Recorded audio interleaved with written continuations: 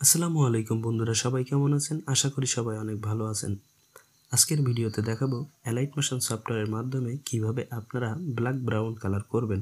তো চলুন দেরি না করে ছোট্ট একটা ইন্ট্রোর মধ্য দিয়ে মূল ভিডিওতে প্রবেশ করি।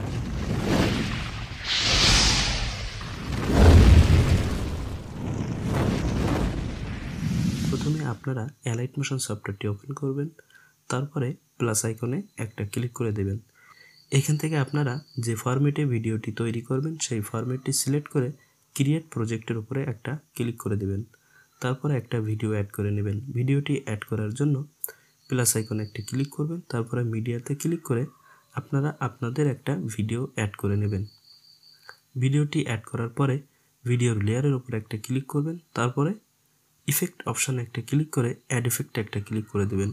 এখান থেকে সার্চ বারে সার্চ করবেন চ্যানেল রিম্যাপ RGB। এখান থেকে আপনারা স্ট্যান্ডার্ড সেটিং সিলেক্ট করে নেবেন। তারপরে আপনারা তৃতীয় নম্বর সারির থেকে বি দেওয়া থাকবে, আপনারা এখানে ওয়াইটি সিলেক্ট করে ব্যাগে চলে আসবেন।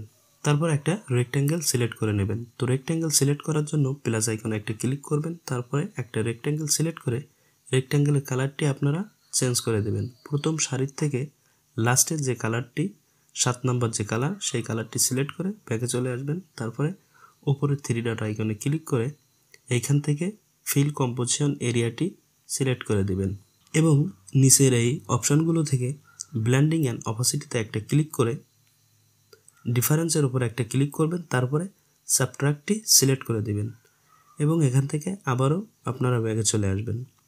তো এইখানে আমাদের এখন যে কাজটি করতে হবে, এখানে ইফেক্ট অ্যাড করতে হবে। তো ইফেক্ট অ্যাড করার জন্য ইফেক্ট অপশানে একটা ক্লিক করবেন, এখান থেকে অ্যাড ইফেক্টের উপরে একটা ক্লিক করে দেবেন। তারপরে সার্চ বারে সার্চ করবেন কপি ব্যাকগ্রাউন্ড। এখান থেকে আপনারা স্ট্যান্ডার্ড সেটিংটি সিলেক্ট করবেন। এখন এখানে আবারও অ্যাড ইফেক্টের উপর একটা ক্লিক করবেন, তারপরে সার্চ বারে সার্চ করবেন গাউসিয়ান ব্লার। এখান থেকে স্ট্যান্ডার্ড সেটিং সিলেক্ট করবেন। আবারও অ্যাড ইফেক্টের উপর একটা ক্লিক করে এখান থেকে সার্চ বারে সার্চ করবেন এক্সপোজার অ্যান্ড গামা। এখানে আপনারা স্ট্যান্ডার্ড সেটিং সিলেক্ট করে নেবেন। তারপরে গাউসিয়ান ব্লারের উপর একটা ক্লিক করবেন, ক্লিক করে এখান থেকে আপনারা স্ট্রেংথকে 500 কিংবা 500, 2, 4, 5 রেখে এখান থেকে ব্যাকে চলে আসবেন। এখন এখানে এক্সপোজার অ্যান্ড গামার উপরে একটা ক্লিক করবেন, তারপরে এক্সপোজারকে আপনারা -20 রাখবেন। এরপরে গামার উপরে একটা ক্লিক করে গামা আপনারা এখানে রাখবেন 900 কিংবা 900/210 এর ভিতরে। এখান থেকে অফসেটের উপরে একটা ক্লিক করবেন, এখানে আপনারা -7 কিংবা 8 রেখে এখান থেকে ব্যাকে চলে আসবেন। এখন এখানে আরেকটা রেক্ট্যাঙ্গেল অ্যাড করে নেবেন। রেক্ট্যাঙ্গেল অ্যাড করার জন্য প্লাস আইকনে ক্লিক করে একটা রেক্ট্যাঙ্গেল সিলেক্ট করে তারপরে কালারটি চেঞ্জ করে দেবেন। তো কালার চেঞ্জ করার জন্য কালার অ্যান্ড ফিল অপশানে একটা ক্লিক করে এখান থেকে সাদা কালারটি সিলেক্ট করে ব্যাকে চলে আসবেন। ওপরে 3 ডট আইকনে ক্লিক করে ফিল কম্পোজিশন এরিয়াটি সিলেক্ট করে ব্লেন্ডিং অ্যান্ড অপাসিটিতে একটা ক্লিক করবেন, তারপরে কন্ট্রাস্টের উপরে ক্লিক করে এখান থেকে ওভারলে করবেন, তারপরে ব্যাকে চলে আসবেন।